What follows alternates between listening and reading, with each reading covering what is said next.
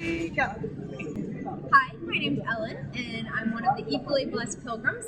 And I'm here. You can see it finally stopped raining, and we are at the ocean. Everybody's crowded up there, getting ready to see the Pope. And you just saw the flowers. Okay. And I just wanted to tell you a little bit about some of the surprises we had this morning. This morning was the first catechesis session that I made it to, and so I didn't really know what to expect. We went to a different one than the ones that we've been going to, and it was really amazing, all of the support we got.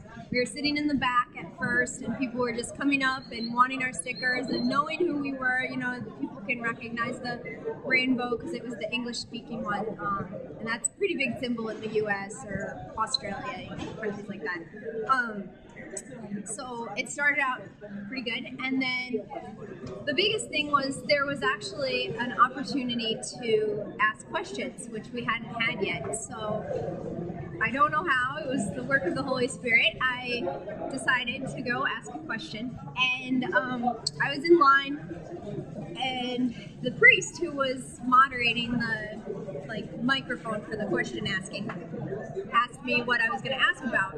And at first I was a little vague, and then you could tell he kind of knew what I wanted to say, and I was a little afraid that he was going to not let me say it. But instead he actually helped me to phrase it in a way that would be relevant to the talk and that would allow me to say it.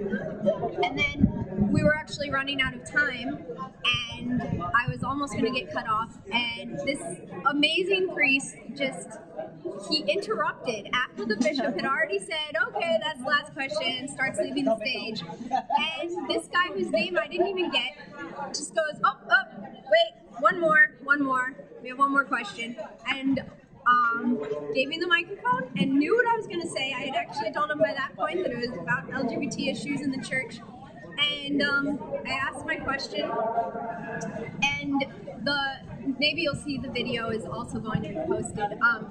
The whole church just clapped after my question. They hadn't clapped after any of the other questions. And cheered.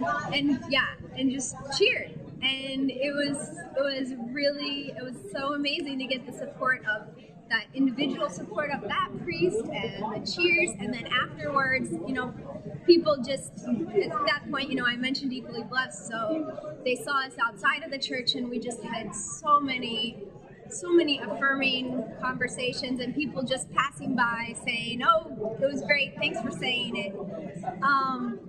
And we still had some hard conversations, because obviously we had brought up a topic that not everybody agrees with us on. So we still did also have that. But a lot of the short interactions were just so affirming and so wonderful, and I wish that you all could see them and hear them, because I think I came down here kind of worried that this would be really hard, because most of the interactions would be more negative. I mean, we're with a bunch of the kind of people who would go to World Youth Day, whatever that means.